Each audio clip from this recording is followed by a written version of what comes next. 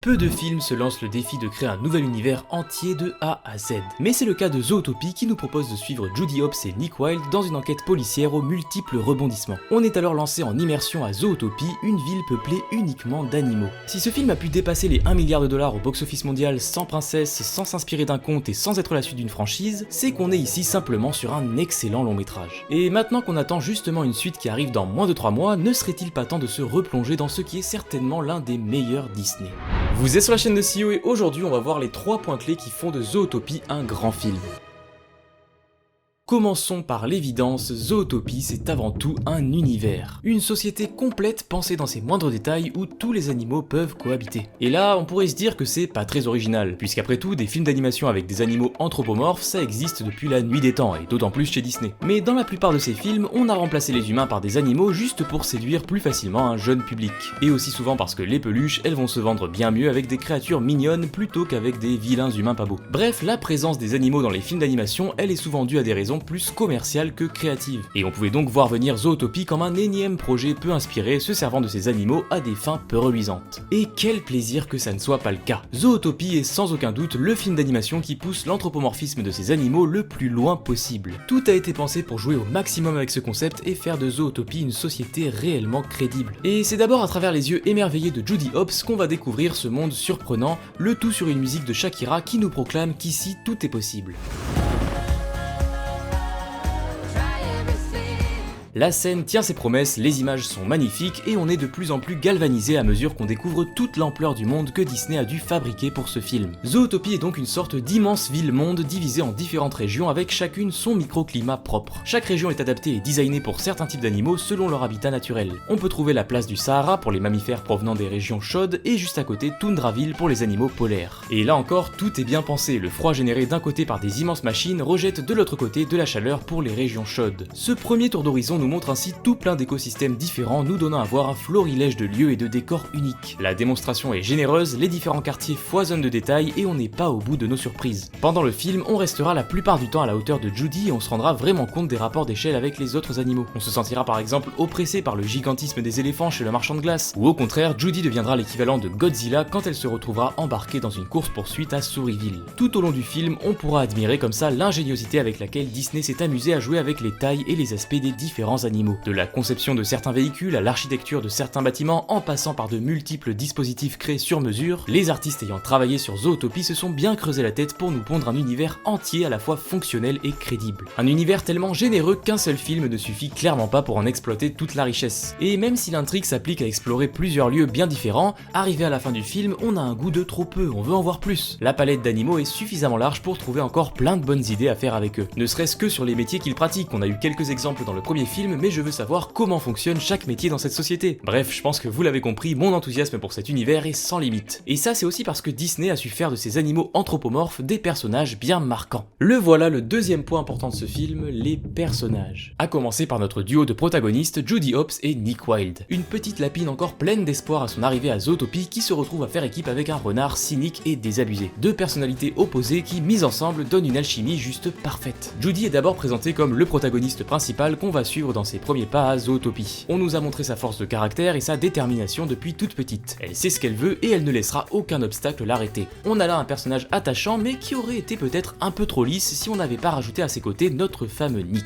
Lui c'est un habitué de Zootopie. On découvrira qu'il a vécu des choses pas super dans son enfance, ce qui l'a poussé à développer une vision du monde plutôt pessimiste. Il est ainsi devenu un escroc tirant parti de toutes les failles du système pour arriver à ses fins. Là encore, la scène de démonstration de son business est brillamment réalisée, certainement l'une des meilleures du film et il y en a beaucoup. Judy Hopps et Nick Wilde, c'est donc la rencontre entre deux caractères bien différents, deux caractères forts à leur manière. La relation d'abord conflictuelle et la complicité qui se développe entre eux au cours du film sonne ainsi très juste et fait de Zootopie un excellent buddy movie. Et tant qu'on parle de Judy et Nick, je suis obligé de mentionner la scène de réconciliation entre les deux personnages, le monologue de Judy, la réaction de Nick, le doublage, l'animation, la réalisation, tout est aligné pour donner une scène d'une justesse folle. Et là, je n'ai parlé que des protagonistes, mais à côté de ça, le film regorge de personnages mémorables. Des personnages secondaires qui, pour la plupart, ont des personnalités personnalité bien assumée. Disney a fait le parti pris de donner à presque tous les animaux une personnalité qui correspond à leur apparence. Le lion, roi des animaux, incarne le maire de la ville, Bogo est un buffle borné, le yak avec ses longs cheveux est un hippie, les loups souvent considérés comme des animaux méchants sont ici des gardes du corps, la gazelle qui est un animal gracieux est bien évidemment réservée au rôle de la superstar de la ville, bref, les exemples ne manquent pas. On pourrait voir ces choix comme des stéréotypes peu inspirés, mais bien souvent le choix le plus évident est aussi le plus efficace. La scène des paresseux en est sans doute le meilleur exemple. Oui, c'est prévisible de faire des paresseux des personnages lents, mais en faire une caricature des postes administratifs, c'est quand même une sacrément bonne idée. Et pour le coup, ce qu'on pourrait voir comme un choix facile, je le vois personnellement comme une prise de risque. Dans un film d'enquête comme celui-ci où le rythme doit généralement être assez rapide, c'est quand même risqué de faire une scène entière qui se déroule à une lenteur pareille.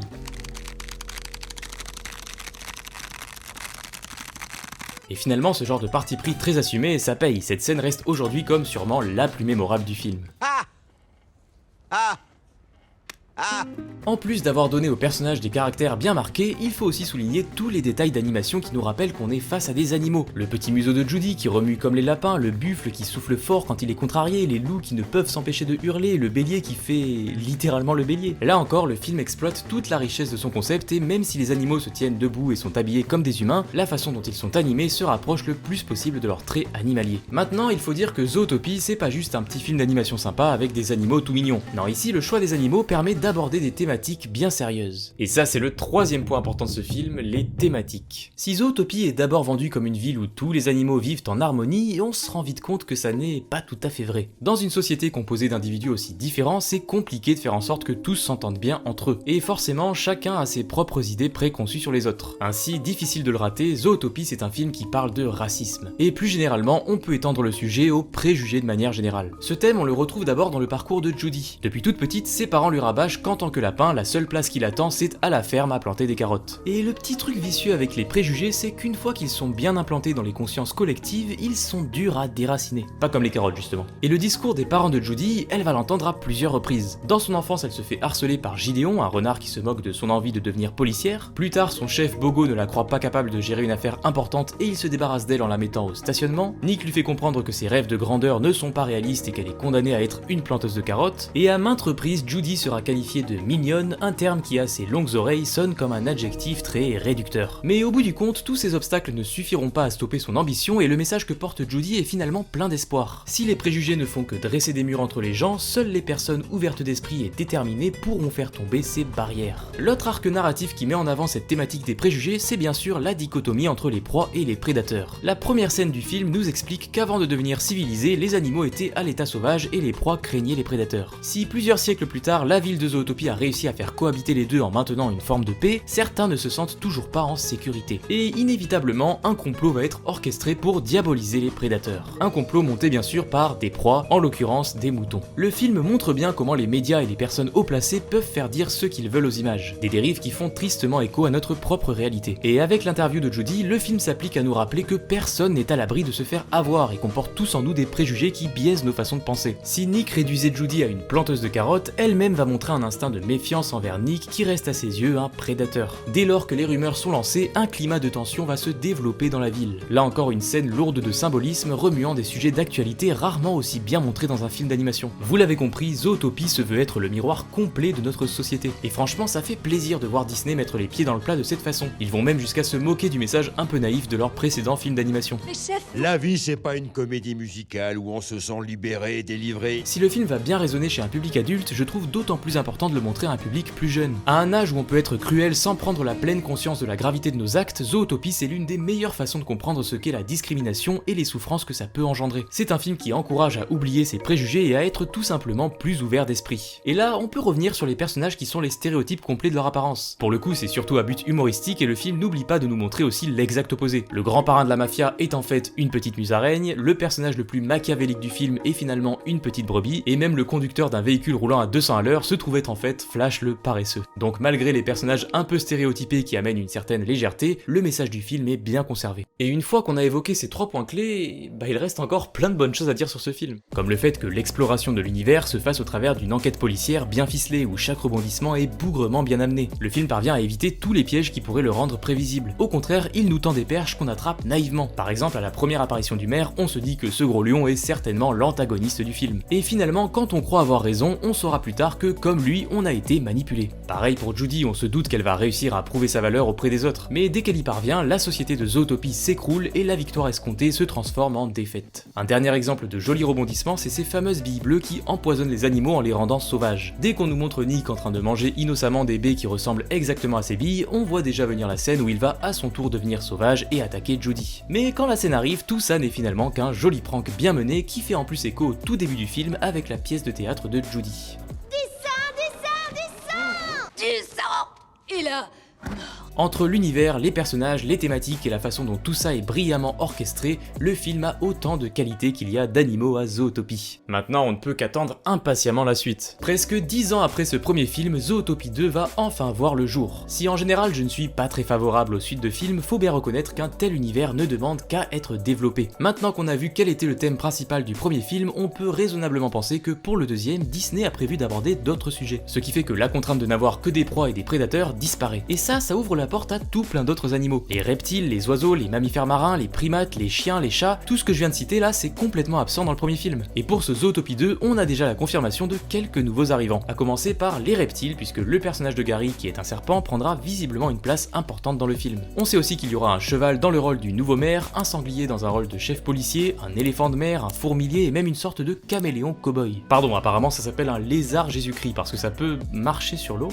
On parie qu'il y aura une vanne là-dessus dans le film. En tout cas, je suis toujours aussi fan des designs anthropomorphes qu'ils ont réussi à créer. On aura aussi une nouvelle musique de Shakira qui devrait cette fois être accompagnée d'Ed Sheeran. Bonne chance pour faire mieux que Try Everything, ça va pas être facile. Et sinon, le premier teaser nous dévoilait une mystérieuse silhouette encapuchonnée, peut-être un crossover avec le loup du chapeauté 2, on ne sait pas. D'ailleurs, dites-moi en commentaire ce que vous attendez par-dessus tout pour ce Zootopie 2. Quoi qu'il en soit, on aura toutes les réponses à nos questions le 26 novembre. J'espère que cette vidéo vous a plu et vous aura donné envie de revoir ce film avec tout ça en tête. Je trouvais ça intéressant de refaire une sorte de synthèse sur Zootopie avant la sortie du deuxième dans quelques mois. Et évidemment que je ferai une vidéo sur Zootopie 2, donc si vous ne voulez pas la rater, pensez à vous abonner à cette chaîne et à me suivre sur mes réseaux. Je vous recommande cette vidéo qui parle d'un autre film Disney qui mérite aussi un peu plus d'attention à mon avis. Et sinon, j'espère que vous avez passé de bonnes vacances, mais ça y est, c'est fini, là on reprend et on se retrouve bientôt pour une nouvelle vidéo. Sur ce, c'était CEO, ciao, à la prochaine. Ah! Ah! Ah!